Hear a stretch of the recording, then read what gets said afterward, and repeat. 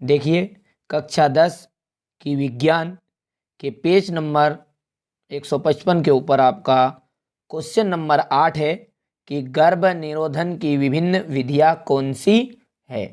प्रश्न फिर से दोहरा लेते हैं, गर्भ निरोधन की विभिन्न विधियां कौन सी है। तो इसका आंसर देखिए, तो देखिए गर्भ निरोधन की विभिन्न विधियां निम्न है। नंबर 1 है यांत्रिक विधि, नंबर 2 शल्य क्रिया विधि, और नंबर 3 है हार्मोन संतुलन द्वारा, और नंबर 4 है प्राकृतिक विधि। सबसे पहले देखते हैं हम यांत्रिक विधि। देखिए यांत्रिक विधि को अवरोध विधि के नाम से भी जाना जाता है। ठीक है, अब इसमें होता क्या है कि जो शुक्राणु हैं उन्हें अंडाणु से मिलने से रोका जाता है।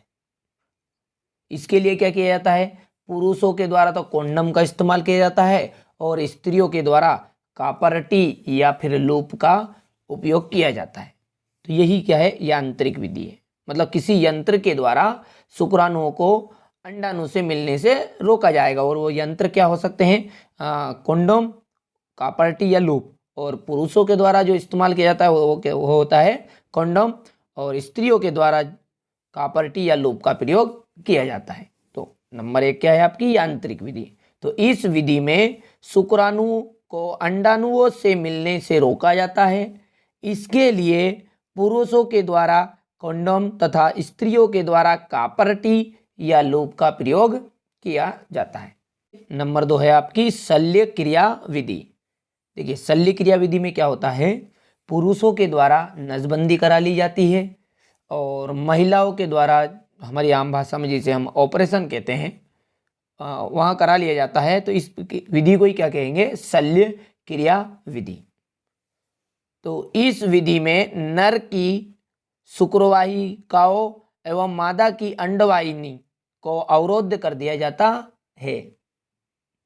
इसके लिए पुरुषों में ट्यूबेक्टोमी यानी कि नसबंदी को हम ट्यूबेक्टोमी कहेंगे विज्ञान की भाषा में, तथा महिलाओं में वेसेक्टोमी की क्रिया होती है।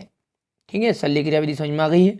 क्या होगा इसमें कि इस विधि में नर की शुक्रवाहिकाओं एवं मादा की अंडवाहिनी को अवरोध किया जाता है, उनमें रुकावट डाल दी जाती है। इसके लिए पुरुषों में ट्यूबेक्टोमी और महिलाओं में वेसेक्टोमी की क्रिया होती है। अच्छा, अब नंबर 3 है हार्मोन संतुलन के द्वारा।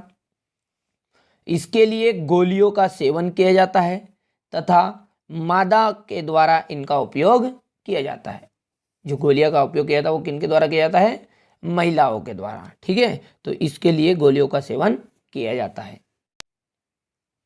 अब देखिए नंबर 4 है प्राकृतिक विधि। देखिए प्राकृतिक विधि में क्या होता है कि इसमें जो भी विवाहित जोड़े होते हैं, ठीक है, वहाँ मासिक ऋतुस्राव के बाद में, जो महिलाओं में ऋतुस्राव चक्र होता है, वहाँ ऋतुस्राव चक्र होने के बाद में 10 से 17 दिन तक संभोग करने से बचते हैं। क्यों? क्योंकि इस समय ही गर्भधारण की संभावना सबसे अधिक रहेगी। यदि महिलाएं ऋतुस्राव चक्र के बाद में 10 से 17 दिन के बीच में यदि संभोग करती है तो उसमें उन्हें गर्भधारण करने की संभावना सबसे ज़्यादा होती है। ठीक है, तो यही क्या है आपकी प्राकृतिक विधि। तो इस विधि में विवाहित जोड़े मासिक ऋतुस्राव के बाद 10 से 17 दिन तक संभोग करने से बचते हैं, क्योंकि इस समय गर्भधारण की संभावना सबसे अधिक होती है। तो अब आप इनका स्क्रीनशॉट लीजिए। तो देखिए सबसे पहले हमने देखा यांत्रिक विधि। इस विधि में क्या हुआ कि जो शुक्राणु हैं उनको अंडाणु से मिलने के लिए रोका जाता है। इसके लिए पुरुषों के द्वारा कॉन्डोम तथा स्त्रियों के द्वारा कापरटी या लूप का प्रयोग करते हैं। दूसरी थी आपकी शल्य क्रिया विधि। इस विधि में नर की शुक्रवाहिकाओं एवं मादा की अंडवाहिनी को अवरोध कर दिया जाता है। इसके लिए क्या होता है, पुरुषों में नसबंदी यानी ट्यूबेक्टोमी और महिलाओं में ऑपरेशन यानी वेसेक्टोमी की क्रिया होती है। तीसरा है हार्मोन संतुलन। इसके लिए क्या होता है, गोलियों का सेवन किया जाता है। और लास्ट में थी हमारी प्राकृतिक विधि, और उसमें क्या था प्राकृतिक विधि में कि जो महिलाएं हैं या जो विवाहित जोड़े होते हैं वहाँ ऋतुस्राव चक्र के 10 से 17 दिन तक संभोग करने से बचते हैं। तो इस प्रकार ये थी आपकी गर्भ निरोधन की विभिन्न विधियाँ। ठीक है, अब आप इन्हें अच्छे से नोट कीजिएगा क्योंकि बड़ा ही महत्वपूर्ण प्रश्न है ये। अब इसका स्क्रीनशॉट ले लीजिए आप यहाँ से।